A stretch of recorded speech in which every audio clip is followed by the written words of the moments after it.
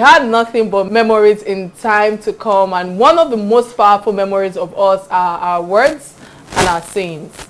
The great people of the past are not remembered by their faces, but by their legacies, their works, and their voices. With that, I say welcome to another show, Real Talk with Kike. My name remains Kike Atanda, and of course, I have my beautiful, exciting co-host. Always interesting to have you guys. Of course, you know that me, when you're here, it's fiery. How you doing, babes? I'm beautiful. I'm doing very well. I would always tell you, and I will say it again, you are what you say you will do, not what you have done. What you say you will do is what you are. But my name is Damla Banere. Welcome from everywhere you're having the opportunity to see us today. It's a beautiful Thursday. Please stay with us. We just resumed.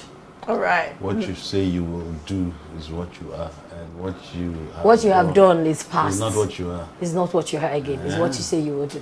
Okay, we promise you a very good show today, and that's who we are in Real Talk with Kike. My name is Marshall Anthony Onaya. Welcome. All right, yeah, for a wearer. For those who do not know that I'm a queen, before we drown our viewers with all sorts of pleasantries, like we say, let's see what history has to tell us today on our segment on This Day in History. Please stay with us. On this day in history, 2 years ago, September 16, 2019, the federal government of Nigeria approved the recognition and observance of September 16 of every year as a National Identity Day. General Manager, Operations, Corporate Communications, NIMC, Abdul Ahmed Umar, said the action is a practical move to create awareness on the importance of identification as a modern tool for national development and social cohesion. The ID Day campaign was initiated at the 4th annual meeting of the ID4 Africa movement in Nigeria as a global coalition calling for the recognition of the United Nations of September 16 or 16.9 as the International Identity Day, ID Day, given that identity plays an increasingly important role worldwide in development as well as developing economies. The purpose of International Identity Day is to raise awareness about the important role identity plays in empowering individuals to exercise their rights and responsibilities fairly and equitably in a modern society. All right, it's just today's on This Day in History, I just see it as a joke, like we are jokers, because when I look at what the message is trying to pass across, I'm asking myself, have we even created an advocacy enough for us to say that we want to have an NIN? You know, it's so ridiculous how sometimes a lot of responsibility is being given to the citizens. When the people who are on seat are supposed to create the are supposed to create the awareness, are supposed to put database in place, but yet we are still backwards. You know, it's just unfortunate. And that is the reason why there's no accountability in a lot of sectors that we are struggling with today when it comes to the educational sector, when it comes to even traveling abroad. It's something that you get to the immigration or what's it called, embassy, and they do not even have the your other information about your previous international passport and all of that, and they will just tell you that, okay, don't worry, madam, we'll create something out of nothing. I'm saying that is the reason why we are using hand to write boarding pass. I'm telling you, sometimes they will even tell you snake and written all the documentation, no soft copy, nothing. Tell me quickly what well, for National Identity Day, I think, like you said, there's not enough awareness, there's no advocacy. I think who are we to start with? Who is a Nigerian identity card? Who is a Nigerian? What identity do we carry? How do other people perceive us? How do the rest of the world perceive us? The indigeneity of a Nigerian in us, do we really believe in it? Do we even believe we are Nigerians, or we are just here for something? I'm Nigerian. No. What about okay. I am Nigerian, but I think I agree with Dami. Have we really digested and agreed that we are one? I think the government needs to do more towards the area of uniting us than, I mean, I totally, when I saw On This Day in History and I was sent yesterday, I actually went through it and I said, really, I don't really agree. You don't relate with it. I don't really relate with it. National Identity Day. And I think United I'm sure most people don't even know that it does exist. That's it. That's they what understand. And I think that's what On This Day in History, on this segment, is at least always calling our attention to things that we do not even know that is in existence, or and all of that. Do we have a National Unity Day, Kike? Yes, I think so. National I will unity. search. National Unity Day, I think it's I think we do. maybe that should be upheld better than national identity, because if there's no unity, we cannot even identify Did each you see other. how this sultans? I don't know if I should bring this.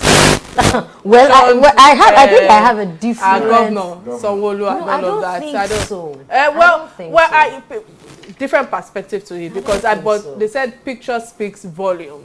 Picture speaks louder than words, and that picture, from what I saw, I think that it wasn't doing a good job when it comes to our governor trying to bring unity into. Today we are focusing on major headlines that caught our attention, and I think the first story that caught our attention is that of after when EFCC invited Ganduje's wife, and she went to attend the son's graduation in London. Mrs. Ganduje made the trip after ignoring an invitation by the Economic and Financial Crimes Commission over her own alleged involvement in a land fraud scandal, and she was invited by the anti-graft agency last Thursday over a petition by her eldest son, Abdulaziz. You know, when I was reading and doing a bit of research on this, coming to the studio, I was just like, wait a minute, guys. This is a mother and a child family affair. How come they are washing their Dirty linen in public? I'm not saying dirty, you know, in House public, linen. you know. So, guys, let me start with you, Marshall. Do you have, you know, what do you have to say when it comes to the Ganduje's son in relating the mother in public? What's your take on it? Well, I think there's still more than what meets the eyes. I always take news from the corridors of powers with a pinch of salt. Until they are out of power, you then begin to filter in other sides of the news. But as it is presented to us so far, I mean, two things here. One, as you have rightly put it, it's a family issue. EFCC shouldn't have is not the right quarters, if you ask me, for this kind of dispute. No, I disagree. And the reason why I'm saying that is that the law is the law. And should be respected regardless of your position. And if the mother is truly free of all graft allegations and all of that, I just feel that why hasn't she honored the invitation of the EFCC? I was coming to that. Knowing that she doesn't have the immunity of her husband being the governor, because first ladies don't have immunity, all of those privileges. So I don't think that I don't agree with your line of thought. If you research deeper, you'll find that these two have been engulfed in a brawl before now, and I just felt they decided to, you know, badmouth each other before certain agencies that they feel they could toy with, and that's why I said EFCC shouldn't be brought into their brawl. However, the onus lies on EFCC to investigate anti-graft agencies, especially as it has to do with national interest or economic crimes. And if you ask me why the woman refused to honor the invitation of EFCC, which I would obviously say is a bad one, I'd ask you, I'll throw the question back at you and say what happened to Gandola, you know, in a case of clear bribe taken. In a case where the husband was captured on camera receiving bribe from, you know, I mean, and then what we heard was it was doctored. That was clear. It's just like this, what we're doing now. And then later, I come out to say I didn't say this on air. And you were not even here at all. All right, Dami, you know, I hear you, Marshall, and I think that I want us to stay focused on the conversation, you know, at hand, because we have a number of them from Ganduje's family and children studying abroad in the UK, because that was another thing that crossed my mind when doing research about this topic, is the fact that why is it that public holders, their children are involved in the, how will I put it now, in the services of their parents, especially when it comes to public space. Also, have we also looked at it from the angle that why is it that the children, you know, when it comes to health and education, they are quick to take their children outside the country? Have you thought about this angle when listening, when you know, when doing research about this topic? Dami, what do you have to say to this? I think I'll go especially back when it comes to the educational sector. I think I'll go back to what the president had rightly said, and it was in the news everywhere. President Buhari, sometimes about 2-3 years, in an interview, vividly said he had the capacity to send his children abroad. Because, of course, he's been one-time head of state, and according to military paraphernalia or structure, he still has some emoluments that is being paid to him. So he can afford it. And that was why, hence, he said, Nigerians who cannot afford it shouldn't break an arm and a leg. So if under that auspice, yes, if you can afford it. But it's because we know the type of soil that we are building on. And they know that it is just going to come back in sand. Why can't the public holders have their families stick to the services they provide in our country that other citizens? I don't know if you understand what I'm saying, because that is the reason why I feel that the educational sector in our country is still suffering till date. It's not only the educational sector. I know, but I'm just taking that like what you are saying. Let's try and understand it. I just said, you are not building a solid foundation. They don't want to be trapped in it, in a collapsed building. That's it. If the National Hospital in Abuja or the hospital in Nasarawa cannot even provide or have paracetamol, it was so embarrassing.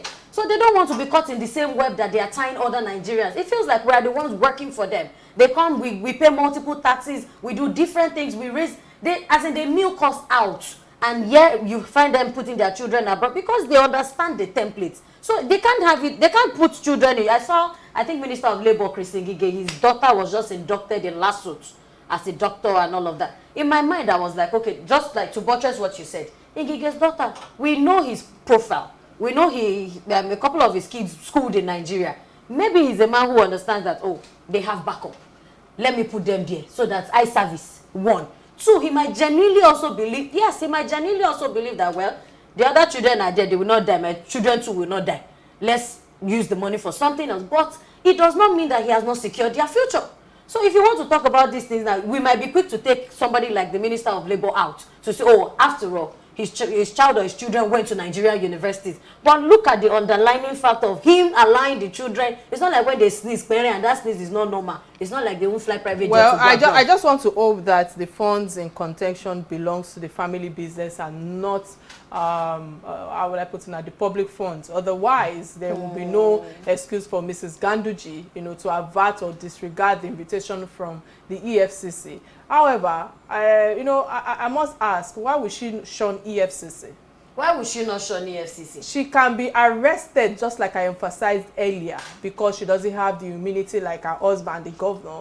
It's an embarrassment that the son, petitioned and named to the EFCC. In our own culture, people like that could be referred to as a bastard. I'm sorry, in Yoruba culture, because I do not understand it, how a child will take your mother out publicly. It's obvious that there's a problem within the family, just like you emphasized earlier that the son paid money into the mother's account and the like. It means that the Abdul Aziz Ganduje and his mother has a miscommunication. There is a problem and it's obvious, and the boy does not even work in the Ministry of Land in the first place. So I'm asking myself, how did he get involved in the land matter? Now guys, all these children, like I said earlier, they are being sent to Ivy League schools abroad, and I'm asking myself, why can't they build themselves professionally and detach themselves from the father's position? Because it is too messy. It is very embarrassing for the governor for the governor to be going through all of this publicly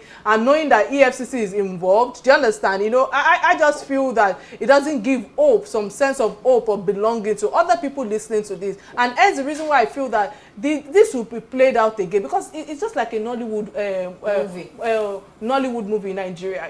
I keep telling people that when they are showing husband cheating, this person beating somebody, armed robbery, people who are watching it want to beat what they are watching. Do you understand? They want to carry it out. That's the reason why you see when they leave power and other people comes there, they carry out the same thing. It has become a culture. But I would like to borrow from what Marshall said. Let's go back to that foundation. Even the husband, the sitting governor, had a scandal which nobody checked, and it is still stale as it was. So if the wife, now it's a family tree, it's a ladder. So the husband had a problem, nobody checked it. The wife is having something. It's not like anything will be done. That is the immunity we are talking about. The other day we had a security expert in the studio who vividly said, and I can recall his statement, he said, there are families in Nigeria who will air the government and never go punished. It is almost sacrosanct. It is a template that we have come to accept either by chance, by submission to the will of God, or by submission that or resigning to fate. So who is EFCC in the first place? Do EFCC actually do their job? Do they follow the nitty-gritty of? Excuse you, of course they do their job. No, I'm sorry, they don't. What is their job? They don't. Of course they do. I'm sure you guys want to come after me because of power. If they have a job, she wouldn't even have left Nigeria in the first place. We are moving on to the second. She would have gone. We are moving on to the second trending story that caught our attention, and that is that of the German Chancellor Merkel, who responded to Chimamanda regarding the question about Siemens Nigerian power project. Chimamanda Adichie has taken the German Chancellor Angela Merkel, to tax over the Siemens Nigerian power project, and she asked that she wanted to know the MOU between German government and Nigeria regarding electricity, the increase in electricity in Nigeria. I must say that I'm so proud of this woman. Because most of the time you see all our governors, you see most of these ministers, they travel abroad and you do not see them ask meaningful questions. So, Chimamanda could be with Angela Merkel and she could be asking a serious question like memorandum between Siemens and PHCN, and I wonder what our leaders do when they travel abroad. I wonder why she's not the minister yet. Do you understand? And I think most of them like to go on medical tourism. Because that's how they look at it. When you look at our president, they say they're going on medical tourism, and some like to borrow money all the time and say that we are borrowing money reasonably. I'm just quoting them. But Marshall, let me start with you. What's your take on this when you saw the video? I just see a person who was brave enough to inquire and throw it out there, and I also saw someone who didn't know what her country was involved in terms of the services and MOU they had with Nigeria. Or it also shows Nigerians that, look, you just might have been played for a fool. Because if you remember the Halliburton scandal and all that went down, and eventually names that were people that were fingered in the Halliburton scandal, you'd find out that so much of your inheritance, so much of your rights are being sold behind your back without you knowing. So Chimamanda coming out to say, look, XYZ MOUs were done, and we wanted to know where do you currently stand on that? What's currently happening? Because we are seeing an under-delivery on that, aspect or that sector. So what's your take? And then Angela Merkel, seemingly acted confused, or because I wouldn't say confused anyway, but to say I will get back to you on that was without an answer. So that was brave of her, I'd say. She took her by the shock. Dami, let me ask you, what message do you have for Chimamanda? I think imagine that she's listening to you. No, I know, of course, Chimamanda has shown all level of brevity in every area. I remember that there was this, I think last year or year before, there was an interview of her with either a French, it's been a while now, but I will remember.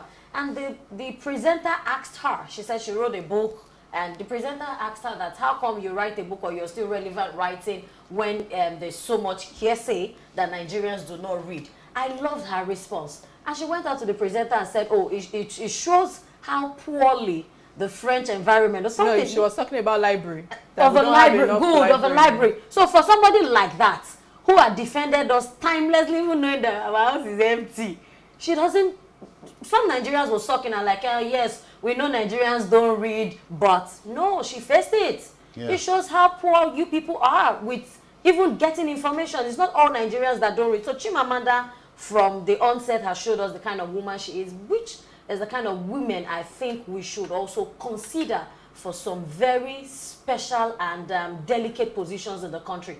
For her to face Nigeria, she's an advocate of Nigeria. So if there's a commission that puts advocacy together to restructure her name, I think it was Dora Akunyili that tried it the other time. She's an ambassador. So we should follow people like this. We should groom people like this. These are questions that even governors, Honorable Kike's honorable House members have not thought And to even ask. EFCC that have questions Kike's that EFCC, we should be asking them. Kike's ministers, they all have not asked such a just question. like All right. Yeah, this is one of the most powerful headlines I have seen in recent times. That it makes me, it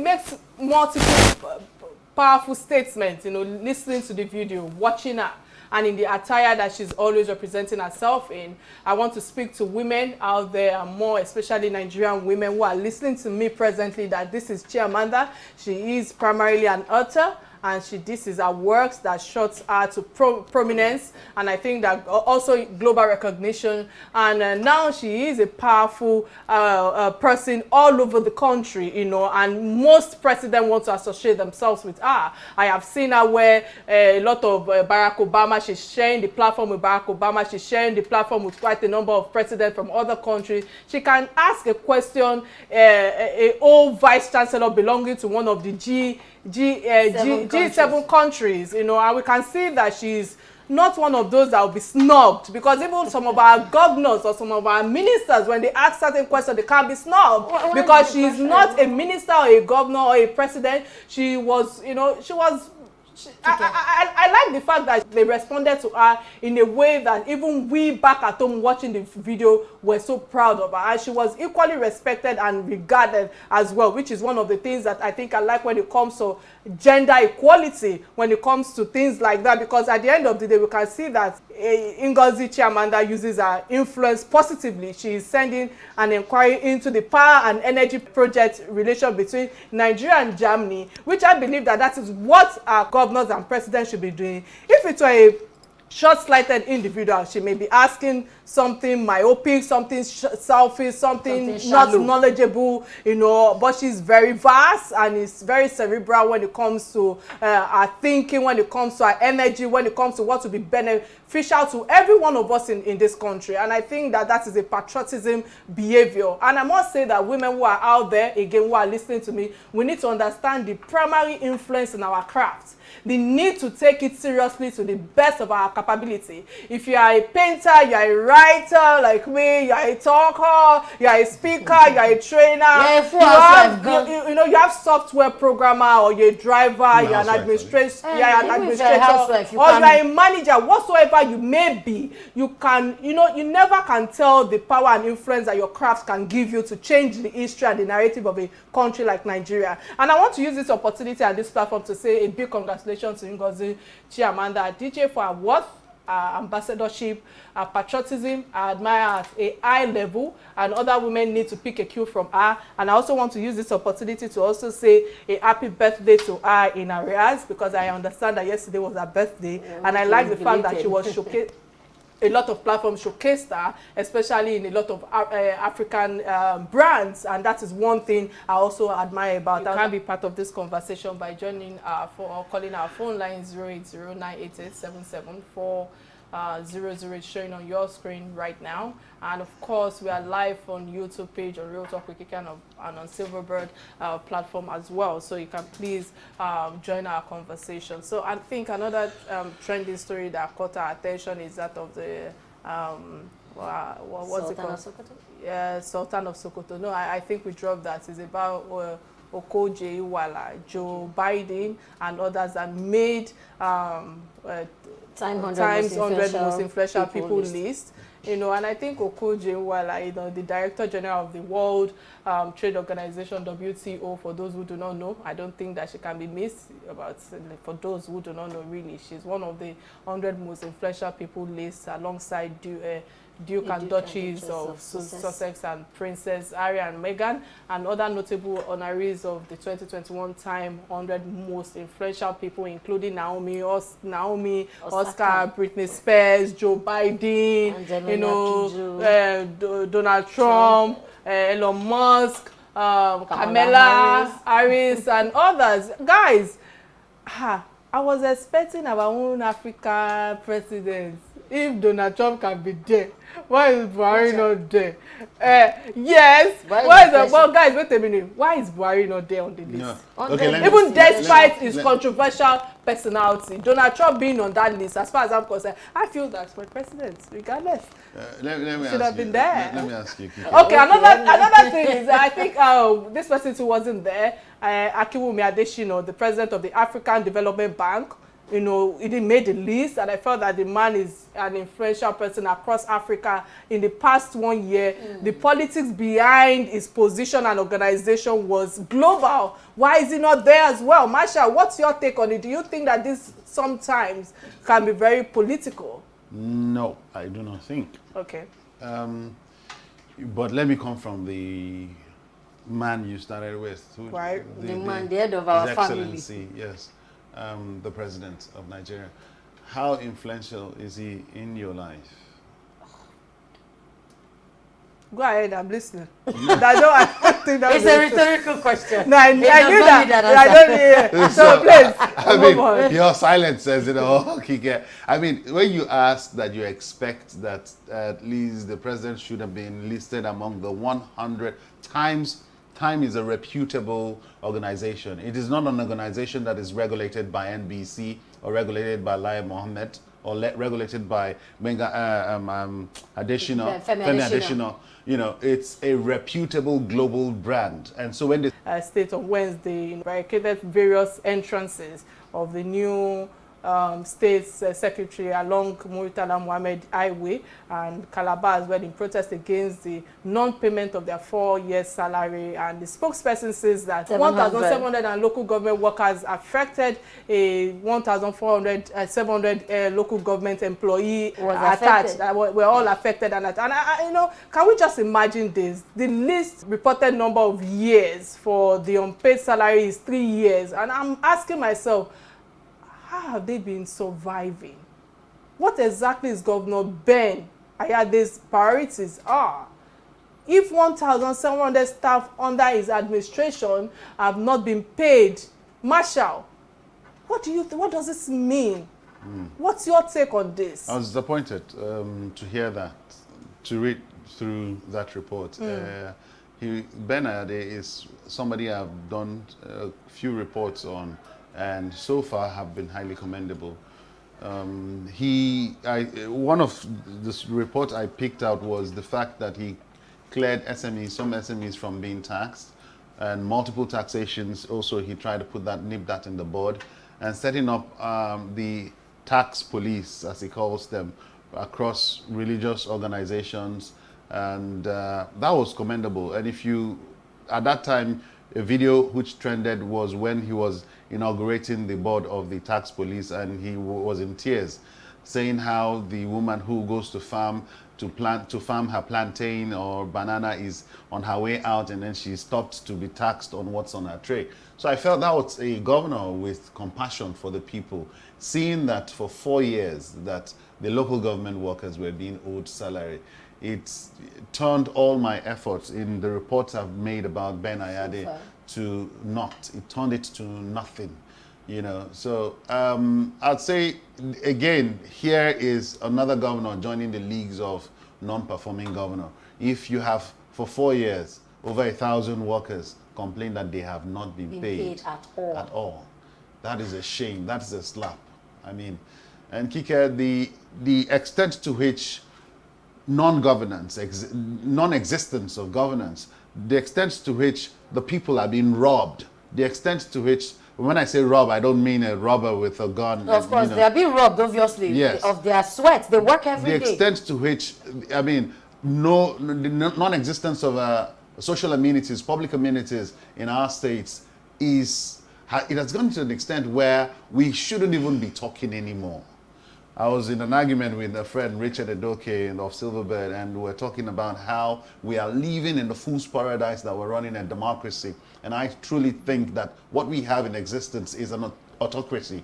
It would have been better, forgive me, but it would have been better for us to live with the consciousness that we're running a military regime run by a military administrator than feeling that we're in a democracy where we cannot talk, where we don't have our rights, yet we feel we'll go around talking and Making feel it that feel we're like being all is heard. well. Kike, we're not being heard. All that you're saying is not being heard. You come here, you talk dispassionately. I mean, Firebrand, like I call her, talks dispassionately, and we raise these issues. We're not being heard, Kike. Nobody's listening. I receive phone calls after some of our shows and they are querying us have been heard. You receive phone calls. Now, what do those phone calls transcend to? That's it. What do those phone calls transcend What has to? been happening? Do they call you to say, hey, pipe low? There are some roads that I've complained on this platform, and when I passed the road another time, it's been fixed. Your phone is ringing already. I don't know if that's one of the phone calls you receive. You better behave yourself. So all right, moving on. But I think that means I need to ask you, and the reason why I want to ask you this question is for the fact that, calm down, mister, is the fact that I'm trying to pick a cue from what Marshall asked, and I think that I must ask you, don't you think that this is the reason why there's so much cause of fraud in local government and when it comes to financial misappropriation and all of that? Because I feel that when a staff have not been paid for 3 years, how do they survive? How are they coping? And you see that people are stealing money from government. You see the reason why workers don't even get their salaries on time. Even those who even get their salaries, we also know that there are some organizations that delay people's salaries. So I'm asking, don't you think this is what causes fraud in our country today? Evidently. Definitely 100%. I will say that I believe that this our kind of behavior or our behavioral pattern that have grown with us over the years, it has strengthened our nonchalance, especially when you go to civil service offices. What you are supposed to do in maybe 10 minutes, they prolong it into 1 hour because they are not motivated. 1 hour? It's sometimes one. You are lucky now. When did you go to do your NIN registration? And I thought we were going to talk about the identity My NIN registration, matter. I've done it in like a month, and each time I go to that desk, the person is never on seat. So I don't know how. I cannot. The moment you want to raise questions, somebody is looking at you with a lackadaisical attitude, like he's not on seat and he's not on seat. And let like, APC help you. That you want to now go and do renewal of your international passport. Please, can you allow, and then you now have a small discrepancy. You have to go back to NIN and beg NIN to drop your information on the portal of NIS, that is the National Nigerian. And they'll tell you come back in 6 weeks. We don't have synchronization of data. I mean, what is working apart from your car that is parked outside? What is working? Your car that is parked outside sometimes with Dashele. What is working? Because it's a template. Sometimes when we're on this, forgive me. Sometimes when we're on this platform, I feel like just getting just like the audio of Ife said, we have talked and talked and talked. When do we want to spike action? When will action start? When does it feel that there's a power or there's an inclusion? It's easy for local government workers to keep resilience. They are just resilient. Okay, one day they will pay. It's not today. Another day they have gone. It's not today. Another day they have gone. They will. I can imagine them asking each other, "Have you received that last?" Nothing have come. At the end of the month, they have families. They have children. How will their children not be involved? And the children will go and rob. They will rob, and they will be locked up. They will be locked up. They will not consider that. Okay, this was what led to the robbery. 4 years, Kike. So what? I have a friend who spoke to me yesterday, and I was really, really bitter. And she just explained to. I just asked after her older brother. I shouldn't have asked, and she said the guy has been in prison for a year in Ilorin, all because he bought a stolen phone, and they have not even convicted him till now for a year. I was moved to tears. In my mind, I'm like, I shouldn't have asked. But you know when you call people you've spoken to, how is this person? How is that person? That was how she said. I said in this country for a year just because you bought a stolen phone. And nothing has been done. So it takes us back to the decadence that we have been feeding on, that we have been living with, and we have been nonchalant about it. The Nigerian law system, we know the incapacity they are facing. It's easy to say, oh, a robbery thing was happened, or there's this offense that was done, and let's go to court. When you go to that court, is justice being served? At whose peril? I want to tell Ben Ayade that I'm so disappointed. So, Cross River State, for whatever you people are facing, I'd like for him to pay the workers their salaries. The last time we journalists praised you, your resilience, we praised your gesture for the common man. You shed tears on national TV, on the global space, and you said that woman who was selling banana should not be taxed. That SME should not be taxed. And here you have local government workers who are earning paltry sums being owed for 4 years. I expect that you will take the bull by the horn and come out on national TV and cry again on behalf of that local government worker who's expecting that salary. Ben Ayade. All right, with that, with what you've just said, I think I just want to add something little, and this is the fact that this is not the mistake of our governors. You know, it's obvious that there's clarity that they can be mean to the citizens that puts them in power. And it is not about how he wants to come out and cry in front of the national TV or international TV anymore, because I sit down and ask myself, does he have bills to pay?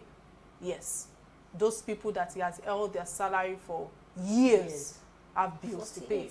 They have children to cater for. It is a deliberate game that he has played, and to this rate, I just feel that the scorecard has lowered. You know, I don't know how to. It has dropped. It has dropped, damaged the pedigree. You know, I don't know if sometimes they understand the attention this calls when they misbehave, when they do not do the right thing, when their conscience does not call them to do the right thing. And the resources to infrastructure during their own dispensation at the expenses of welfare of the people is something that I just cry for, that the workers in the states will not be paid. Not even, you know, I find it difficult to even wrap my head around it, because for a small business owner like me, that I'm sorry to say this on national TV, when I'm expecting revenue from my client and it's not coming in, my dear, I sell my gold just to pay salary. I don't think you people have ever been old before. Do you understand what I'm saying? I don't think anybody who have worked closely with me in my office or in my domestic staff or all of that. And it is the fact that I'm conscious about the fact that they have their own responsibility to pay. I mean, they have their own bills to pay as well. And, you know, I just want us to understand that you build bridges and stadiums, and the people who live in the state are poor and hungry. How do you want them to come to the stadium to rejoice? You know, what is the essence of all the structures when the people you have not been paid their sweat? Because this is their sweat. You're not doing them any favor. No. And with that, I just, you know, it's just unfortunate, but I'm told that we have a caller on the line. Alfred, many thanks for calling from Oyo State. What do you have to say to some of the topics we have at hand? Please go straight to the point. Okay. Good day, everyone there. Good day, Mr. Alfred. Yeah, I'm happy the way you people are analyzing all these things. But I want to tell you something here. I'm from Yala local government area of Cross River State. Okay. Actually, I'm not a supporter of Ben Ayade anyway. Okay. And to be honest with you, with the way my brother there is saying, that was who Ben Ayade actually is. But in terms of when these local workers, I want you to actually investigate. Because if you look at we have some people at adult workers. So they give them peanuts. At times, some of them are voluntary workers. Maybe those are the kind of people they mobilize themselves to come and say it's going for 4 years or 3 years. I'm not speaking for them anyway. I'm not speaking for them. But please, I want you to use your good office to go down the mall, investigate if what is trending is actually the truth. My name is Alfred Okata. Many thanks, Alfred, for calling. That's really another angle. Yeah. And okay. Yeah, no, go ahead. It sparks my intuition to say yes. Just like I always say that we are complacent. Some of these people, like he said, I want to really draw out from what he said, that some of them might be voluntary workers. Some of them might not have a concrete position, but they know that they are just in that department. They could be ghost workers. Some people, you know, when you're supposed to have 4 persons in a department and they say, oh, we need extra hand. I've seen back then in Lagos State, I'll be explicit, I've seen a department that has 4 staffs from the ministry. Then other subordinates, people that are looking for jobs, will continue to come every other day. And so by chance, people think that they work for that. So it's time to rule out to divide the wheat from the chaff. Know who are your staffs. Know who are your salary earners. Know the ones that are scavenging. Remove the ones that are documentation, the data in this country. Most governments. Anyway, if there is documentation, it will be easy. But if it's easy to look away. Look away from the documentation, or look away from the recruitment of or engagement of voluntary 10 voluntary workers, 100 voluntary workers. 200, 500, 1,700 voluntary workers. No, that's 1 not. year, 2 That's years, wickedness. 3 years. So there must have been some atoms of course, there must have been some atoms of filtered people that don't even know a place or, okay, you know what, going to be sitting there in Ministry of Education. So somebody, then I also think that really, would they have not been paid? There's the ministry in charge of local government and chieftaincy affairs. I don't know if that happens in Cross River too. I know it happens there. So somebody should be brought to face accountability. Somebody should be able to account for 1,700 people. If the governor, of course, like the man also said, he's not supporting the governor, but the governor's footprint and the few things that he must have done, we are thinking will leave an indelible mark. But now, if one person's nonchalance is about to rubbish a 4-year term or a 4-year beautiful office time, I think he should really pay attention to it, and they should drag the matter down to the foundation and get the root cause. All right, many thanks, guys, for your submission. I think the last word I want to leave for Governor Ben is that what is the essence of erecting structures when the people have not been paid their sweat is something I want him to ponder on. On that note, I think this is where we've come to the end of another episode of Real Talk with Kike. I must say many thanks for those who have been trying to call us. The network is a bit... okay, let's quickly take another caller. Okay. If we have one more. Martins, many thanks for calling from Plateau State. What's your take on this, on the topics at hand? What's your contribution? Good afternoon, Kike. Good afternoon. Please, good afternoon. Can you speak a bit louder? Okay. I want to speak concerning this issue of local government workers in Nigeria. You know, generally, I tend to believe that local government work is like more of like a poverty alleviation. You know, I'm speaking out of experience. You know, I served in Sokoto State in one local government called Isa. Do you know that when you go there, you won't feel like there are people in that sector.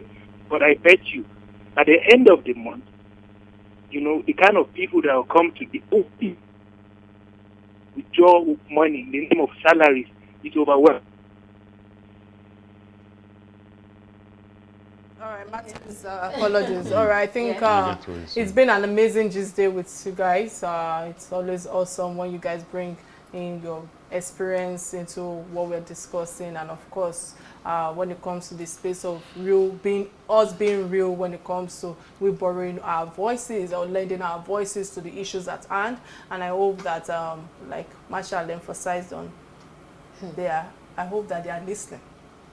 Well, you said some rules have been fixed. yes, and when it's time for them to come on this show, we will definitely hold them more accountable with all the issues that is going on. With that, we've come to another end of Real Talk with Kike. My name remains Kike Atanda-owo, and you are? I'm Marshall Anthony Onoye, and cheers. Damn Lola Banire, thank you. I will say bye now. Bye.